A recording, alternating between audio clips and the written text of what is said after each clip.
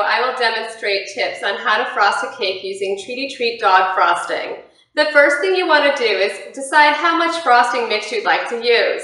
I just used 2 cups of frosting mix because I will be frosting a 6-inch cake, which usually that takes about a cup and a half of frosting to frost, depending on how thick you want to make your frosting, and a cupcake. So I wanted to make sure I had plenty. So I personally put in 2 cups of mix, and if you look at the package that the frosting mix comes in, it'll tell you that you want to do 2 tablespoons of water per cup of frosting mix. So I am adding 4 tablespoons of water.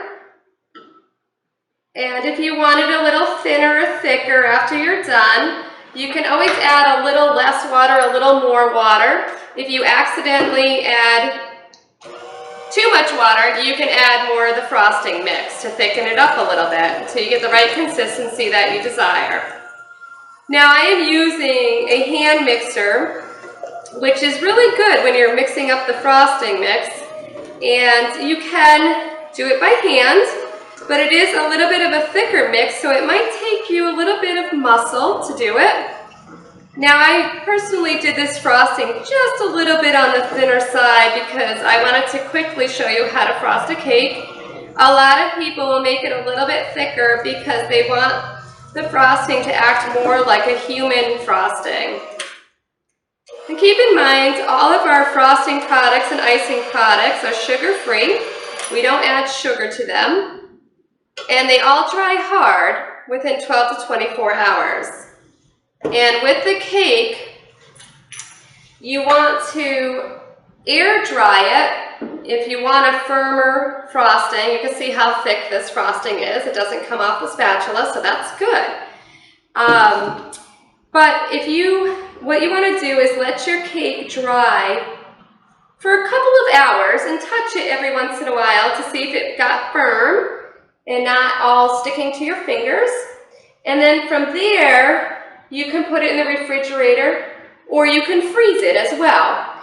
One thing you don't want to do is to wrap it in saran wrap because the saran wrap will reactivate the moisture, which will also make your frosting thinner again. Unless you want soft frosting, that's a good trick to do that. Now what I'm doing is I'm just quickly doing the cake, so excuse any sloppiness. And I put little pieces of parchment paper underneath my cake corners, or should I say circle, because it will help me to clean up easier. And if you have your cake on a cake circle, you won't get your cake circle dirty. And all you do is you frost your cake and then you remove them afterwards so that you have a clean cake board. Now once again, I am doing this very quickly. Usually I do a little bit thicker of a frosting, and you'll notice that my cake is not leveled off either. But a lot of people will level their cakes off with a cake leveler so that they have a flat surface. You can do that. And it works quite well. And I usually do that and give the cake pieces to my dog. And I am frosting a peanut butter cake, so it's always a good choice. Peanut butter is a great flavor for dogs. They seem to enjoy it. So this isn't completely perfect, but you get the idea. And then I pre-mixed up a little bit of frosting earlier so that I can write happy birthday on the top. Now, one thing you want to remember is that if you let your cake sit and it dries to the touch, then you should add happy birthday on it, because this way your icing won't be all bleeding and messy. And I'm sorry, I have a dog here, so if you hear the dog barking, that's all it is. But we are in a dog bakery, so it's perfectly normal. And my handwriting is terrible, but doing the best I can in a very quick time frame so that you're not sitting there for hours trying to watch me decorate a cake. And I'll put a little paw print on the top.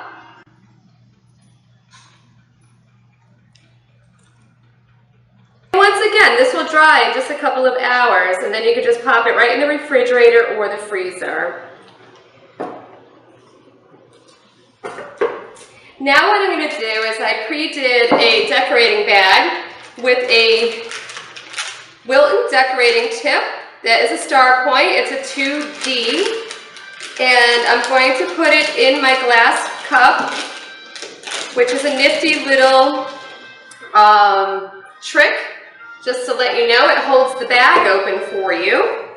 And then I'm going to put my frosting in, and once again, for the cupcake, I definitely would have done this just a little bit thicker so that we can really get the swirl on the top of the cupcake, but we'll see what we can do with this so you can at least get a good idea of what you can do. This is the cupcake, and then I'm just going to simply take this out, shake it down, move my glass so you can see what I'm doing, and just twist the top. Most of you already know how to decorate. And then I'm just going to gradually do a swirl around the cupcake so that we have a nice height. And if this was thicker, it would stand up and be firmer. Well, I hope you enjoyed our frosting decorating tips and tricks. And if you'd like more information, you can visit us at www.pastries4pets.com. Thank you.